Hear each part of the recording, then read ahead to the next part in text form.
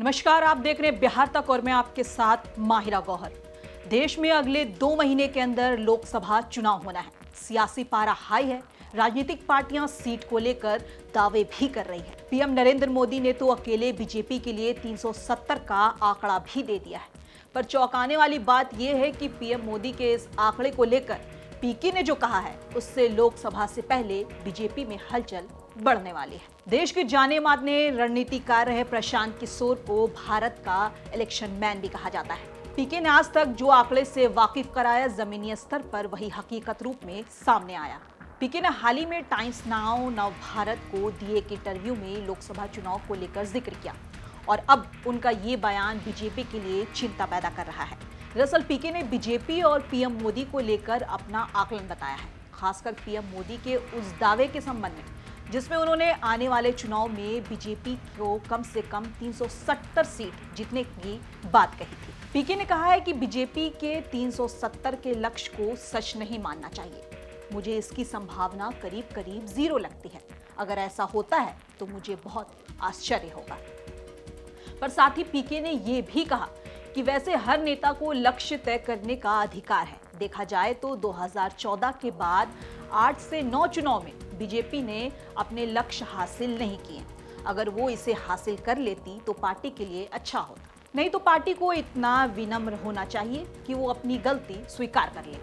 पीके ने बीजेपी के चुनाव ना जीतने को लेकर कुछ नहीं कहा, पर हाँ 370 सीटों का जीतने का जो आकलन था उसको गलत जरूर ठहरा दिया। इतना ही नहीं, पीके ने तो इस बात पर भी अपनी चर्चा की है कि आखिर पीएम मोदी को 2024 में कौन टक्कर दे सकता है। प्रशांत किशोर ने कोई नाम तो नहीं लिया, पर हाँ ये निश्चित तौर पर कहा कि कोई भी 5 साल मेहनत कर ले तो मोदी को और बीजेपी को दोनों को हरा सकता है। प्रशांत किशोर ने कहा, जिस समय देश में कांग्रेस की तूती बोलती थी उस समय 4000 से ज्यादा विधानसभा सीटों में 2500 से लेकर 2700 विधायक कांग्रेस के होते थे।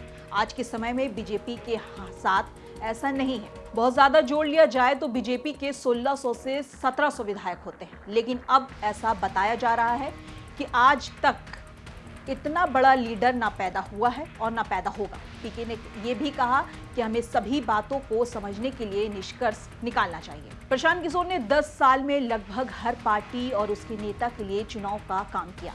2014 के चुनाव में प्रशांत किशोर ने नरेंद्र मोदी के लिए काम किया था।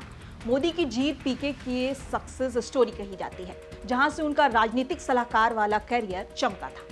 पर अब मोदी और बीजेपी को लेकर पीके के मिजाज में काफी तब्दीली आ चुकी है।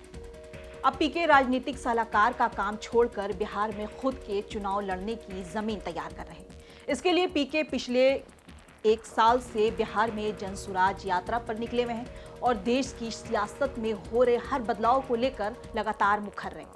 आपका पीके के इस बयान पर क्या राय है? आप इस बारे में क्या सोचते हैं? कमेंट बॉक्स में बताइए और बिहार की तमाम छोटी बड़ी खबरों के लिए देखते रहे सिर्फ बिहार तक।